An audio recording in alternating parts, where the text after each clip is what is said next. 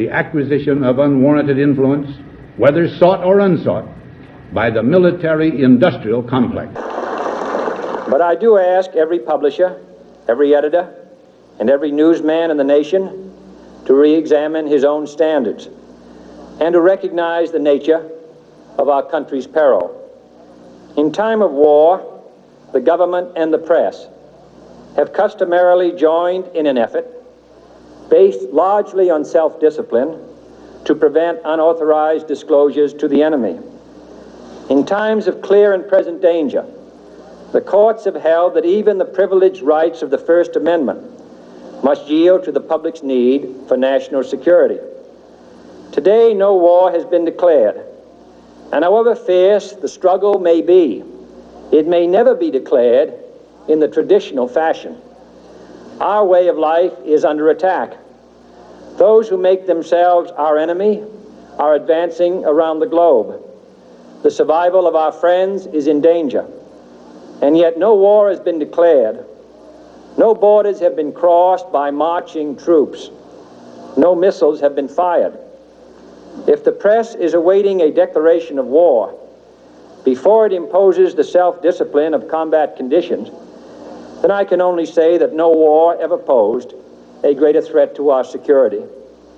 If you are awaiting a finding of clear and present danger, then I can only say that the danger has never been more clear, and its presence has never been more imminent. It's time to recognize that we've come to a turning point. We're threatened with an economic calamity of tremendous proportions, and the old business-as-usual treatment can't save us. Together, we must chart a different course. We must increase productivity. That means making it possible for industry to modernize and make use of the technology which we ourselves invented. That means putting Americans back to work, and that means, above all, bringing government spending back within government revenues, which is the only way, together with increased productivity, that we can reduce and, yes, eliminate inflation. The only thing that can stop this corrupt machine is you. The only force strong enough to save our country is us. The only people brave enough to vote out this corrupt establishment is you, the American people. I'm doing this for the people and for the movement, and we will take back this country for you, and we will make America great again.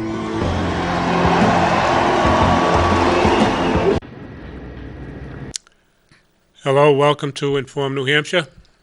My name is Rich Merritt. Co-hosting today is Wylene Poliquin. First and foremost, I'll get right to Jerry DeLemus. Jerry's still sitting in jail after three years and 3 months, whatever it is. I feel ridiculous even talking about it now because an innocent man's been sitting in jail for doing absolutely nothing other than being a patriot. So, Mr. Trump, pardon him, please. Get him out of jail. He belongs outside the walls, not inside. And as a matter of fact, I might as well go a step further. Why don't you be the president of the United States, and why don't you put people like Bush, Clinton, Obama, Pelosi, let me see, Harry Reid. I could go on and on and on and on, but I think you know who they are. Why don't you put them in prison where they belong? And I don't mean just put them in prison. Indict them, put them on trial, find out that they're guilty because they are, and then put them in prison. Or give me a call, I'll give you the rope. Be more than happy to do that. I'm sick of seeing innocent people put in jail while the guilty go free. Anyway, please go to the nationallibertyalliance.org and help them out. I just discovered recently that they have a wealth of information on there. They show you how to file cases into the court, how to make motions. There's civics courses, there's constitutional courses, there's due process courses. You can learn a hell of a lot from going to that website. Please help them out, because by helping them out, you're helping you out. Contribute $5 a month, $10 a month, whatever you can afford, or donate your time, and in turn, teach yourself and teach your children about civics and government and how our corrupt government works. because it is corrupt from top to bottom. Anyway, I'm sure they'd appreciate you helping it out, but it's not simply a matter of helping nationallibertyalliance.org. It's helping you. It's helping America, because we're trying to do the right thing here. I don't know who has the answer, but together we can find it, because it's our country, our government, our rights, our money. Everything belongs to the people. As soon as the people wake up and say, wait a minute, maybe we shouldn't allow our government to steal it from us, maybe then we'll start to do something about it. All right, now we're going to start off where we ended off last week. We talked about the family courts, the good old family courts, how they traffic people through the system, or children through the system.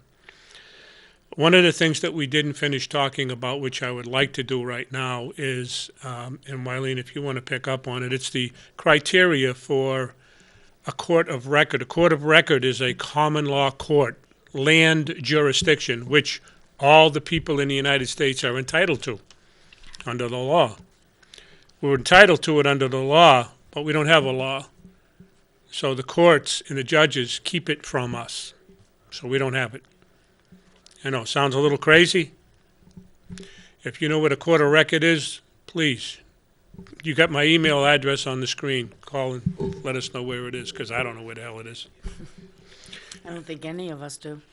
No, they've hidden it from us. Yeah, they have. Very, very masterfully hidden it from us. Done a But, real good job. yeah. Anyway, the criteria for the, and there's, I'm going to stop you, Wylene, because there's some important points to be made in this, too. Absolutely. Excuse me. It says here there are certain criteria that has to be met in order for it to be a court of record. They are: operates in the course of the common law.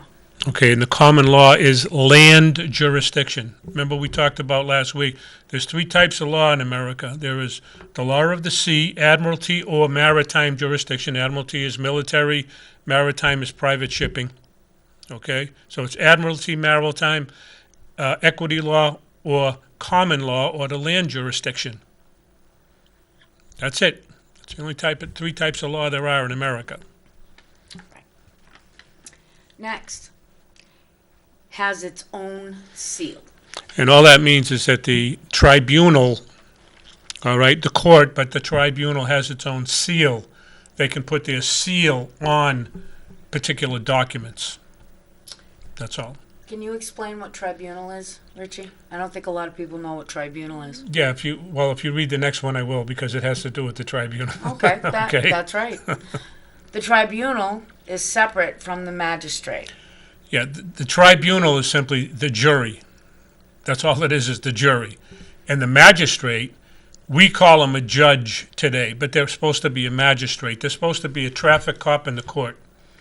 They have no, I don't want to say no input, but they're supposed to control how things move through the court. So there's a steady flow. Well, in today's case, 2019, there's a steady flow of corruption going through, so they can scam and skim everybody for money. But under common law, that wouldn't exist, because they have no control over it. It's a trial by jury. Okay, the tribunal runs the courts. They're the ones that make the decision on my fate or your fate. And if you go into a court of law, court of law is a court of record. It's the same thing. Okay, law is law. It's common law. It's the land jurisdiction. If you go in there and the jury says you're innocent, even though you did something, you committed the crime, they can still acquit you for it because it's unjust. The law is unjust. They can rule on the law. They can rule on and we'll talk about that in a minute, but they can rule on the facts and they can rule on the law. It's the only people that can. People make the law. Judges don't make it. They think they do, and they get away with it right now. I'll talk about that shortly, too. Next, maintains a record of the proceedings. That's pretty simple, okay? They record the proceedings, and they keep it for historical purposes. If you want to appeal the case, you can get the transcripts of the court case and bring it to the next step of the process. It's very simple. That's what you see that little person doing in there, that little stenographer. Yep. That's what they're doing there. maintaining I think a record. I'm not sure if they have a stenographer anymore. I think it's simply recorded, but I could be wrong about that. I'm not even sure. I haven't seen a court of record in so long. I don't know. Actually, yeah, true. I think they do just record Yeah. it now. I don't see a person doing I don't that even know anymore. Yeah. Yeah. Has the power to fine or imprison for contempt.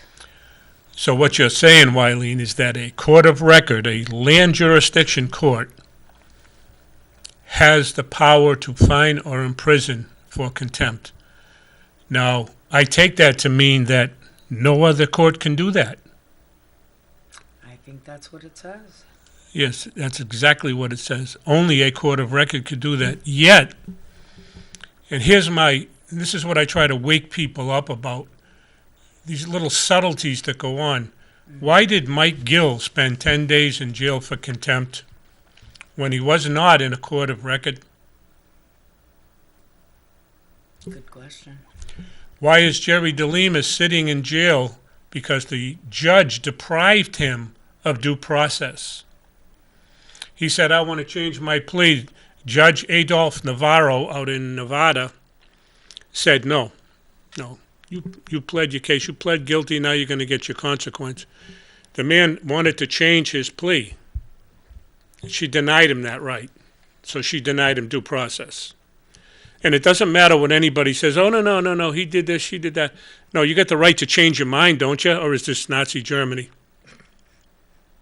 That's why I said Adolph Navarro, another one that should be tried and sentenced. I'll be nice. Tried and sentenced. This whole court system we have in this country is so corrupt, it's unbelievable.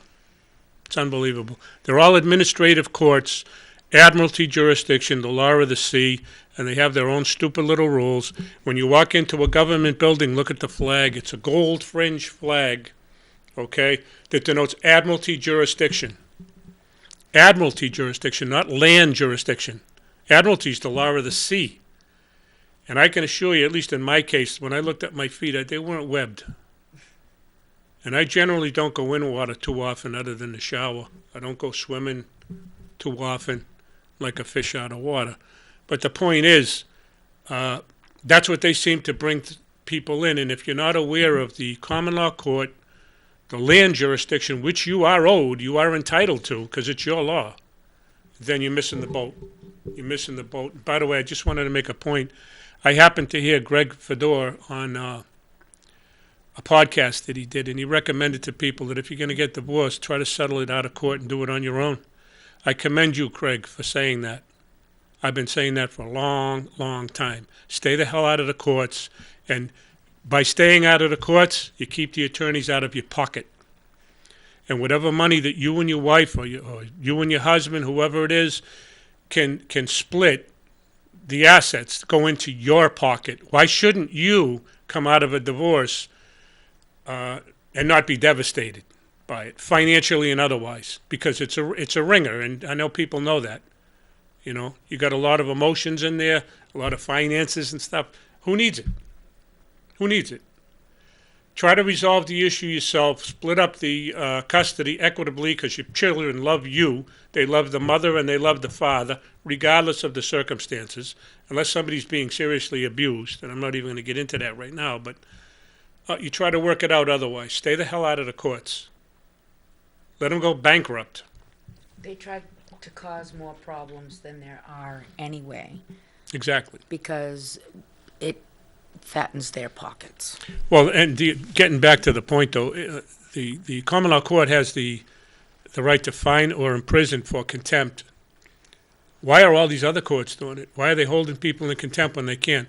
And one of the things I want to say, because I'm a little bit, well, I'm aggravated over the whole situation, so I'm going to just say it point blank. The people that work in the courts, the court officers, I don't know what their title is. I applied for the job about 10 years ago. When they told me it paid $64 or $68 a day, I said, nah, thank you, no thanks.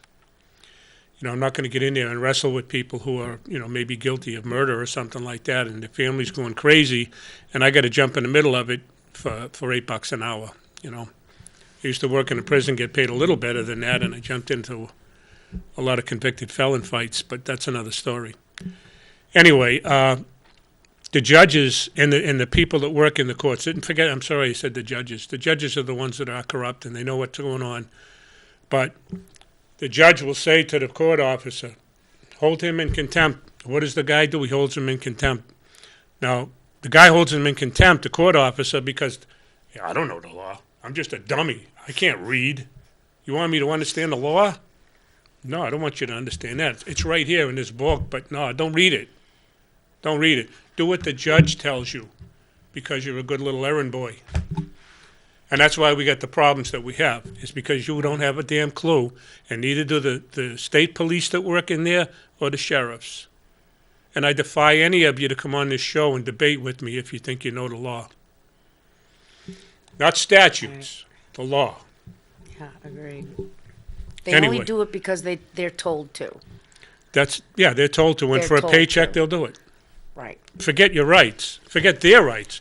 If you violate my rights, you're violating your own, but you're not smart enough to figure that out. See, someday you'll retire from that job, and a year or two down the road, you might be abused. You might never be abused. But when you are, look in the mirror and thank yourself for doing it.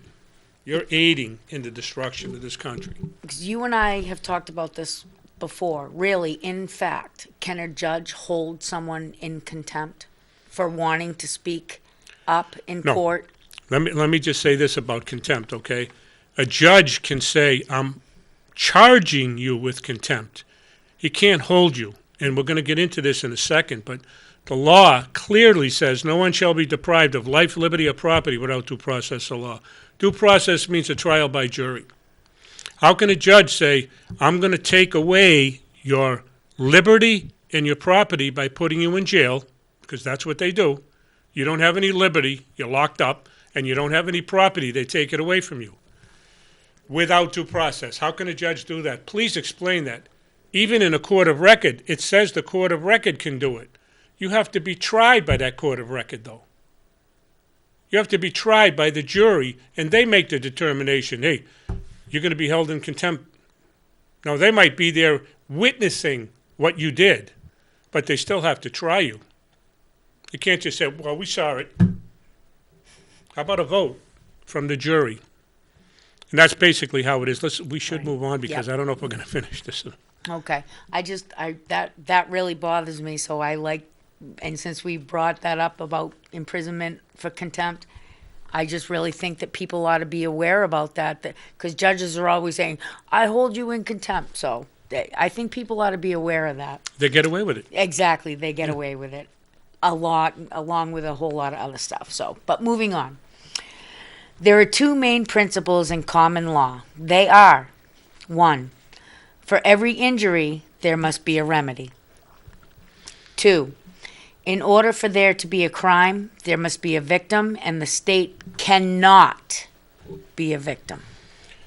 And the good thing about common law, that you won't hear a lawyer or a judge talk favorably about common law, but I'm going to say this about the second thing that Wylene just read.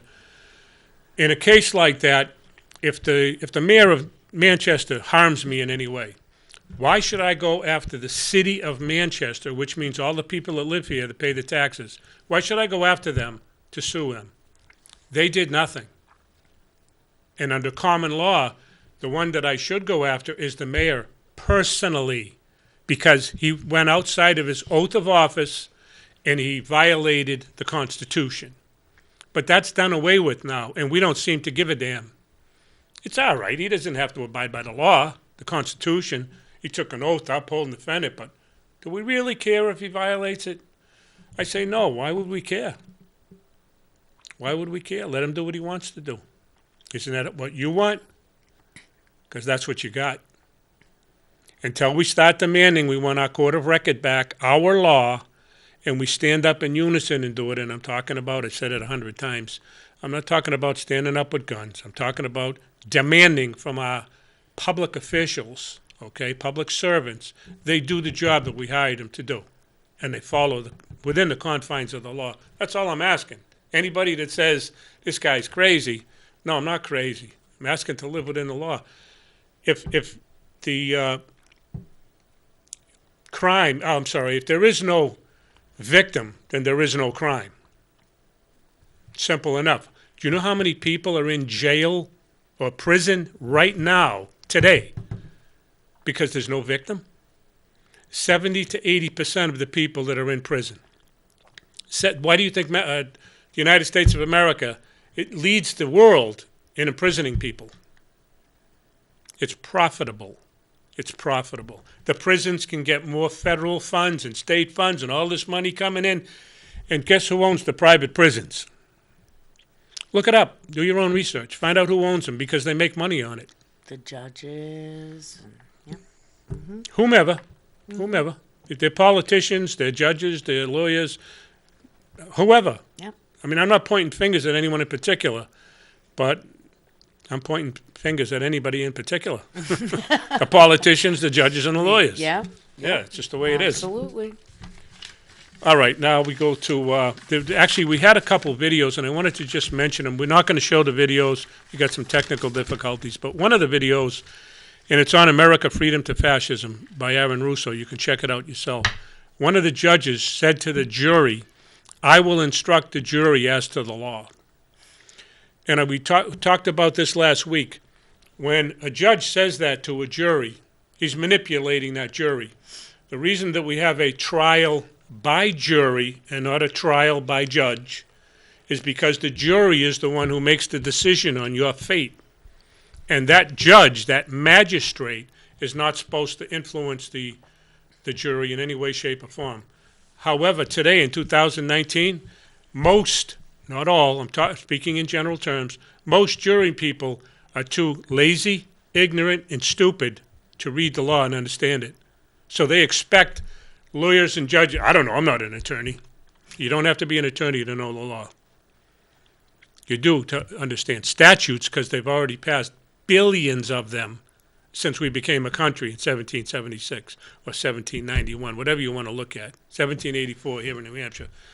Millions and hundreds of millions of statutes, codes, rules, regulations, ordinances, all of it. And I'm not, look this up yourself. You can go online and check it out. Hundreds of millions of them. You're supposed to keep track of that? It doesn't apply to us. Anyway, yeah, that's enough of that. I'll get into the supremacy clause if you want to go. All right. Supremacy clause, Article 6, Clause 2.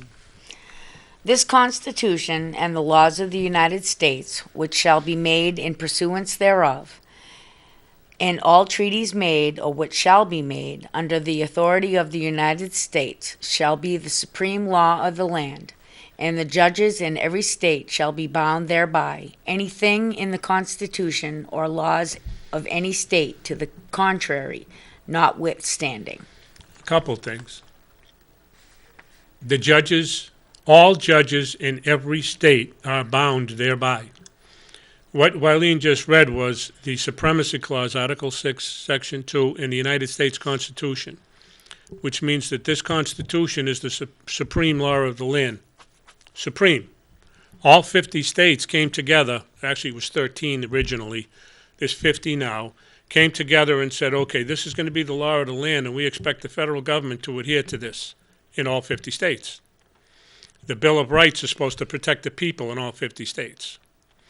But there isn't one word of the United States Constitution that applies to you and I.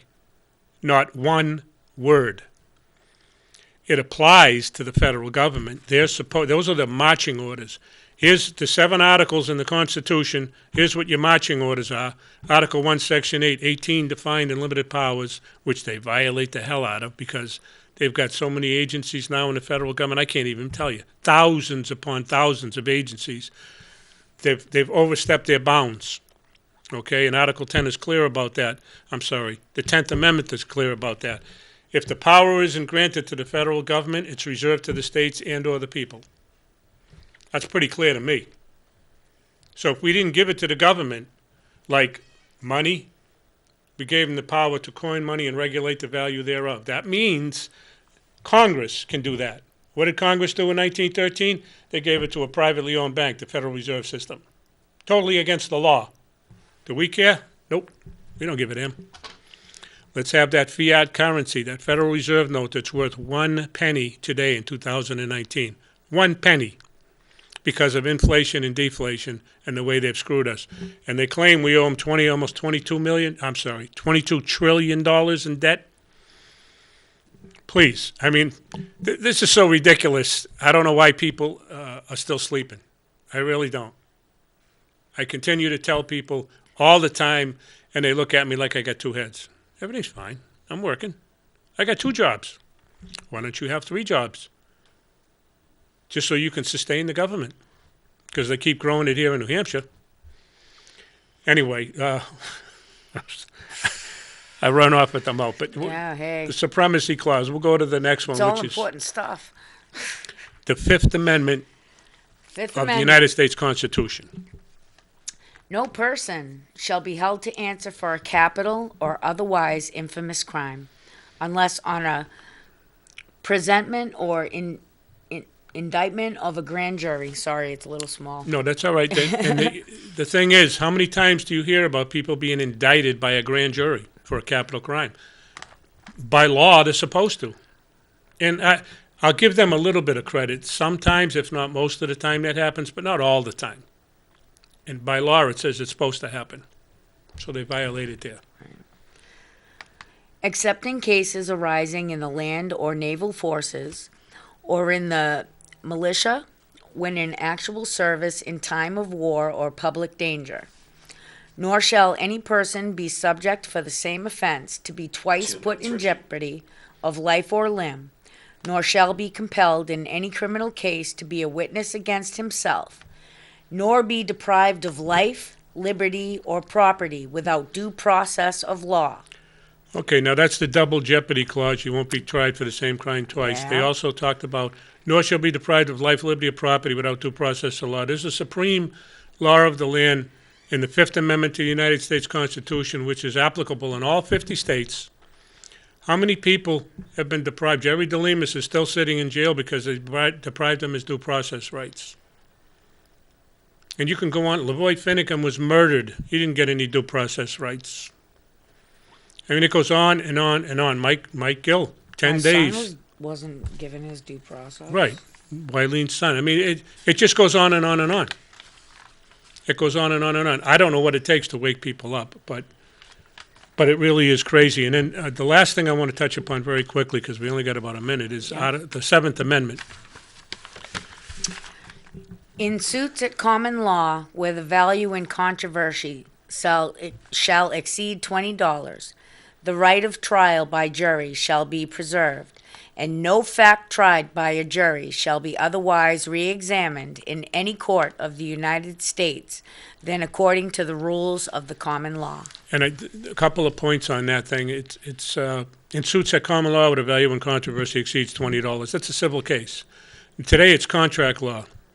They've twisted it. The lawyers have all twisted it into corporate bull scat, and it's all about corporate law. But it also goes on to say that, I'm sorry, can you read that again, the second line, because I lost my train The of thought second here. line, in no fact tried by a Right. jury shall be otherwise re-examined in any court of the United States than according to the rules of the common law. It talks about the trial by jury, which is extremely important. Not a jury trial by a jury. And then it goes on to say that it won't be overturned in any court in the United States because the decision of a jury is final. Final on everybody. The Supreme Court can't overturn the decision of a jury because we, the people, make law. Why do you think it's never been overturned? Even Roe v. Wade, which, well, I don't want to get into that because we are going in a different direction. Follow Greg Fedora's advice. Don't go into a courtroom to get a divorce or to get custody or any of that stuff. Try to resolve it on your own, okay? Just one final quick thought. The average person in America, you can check this out too, makes $25 an hour. The average attorney makes $315 more than that. You tell me what's what. I don't care about somebody making a lot of money because they went to school for it or whatnot, but our whole system of government, our legal system, judicial system, has been perverted by the bar. And if you're a lawyer out there and you're paying dues to an organization, then you're guilty. All right, thank you very much for watching. Thank you, Wylene, and we'll see you next week. More of the family courts.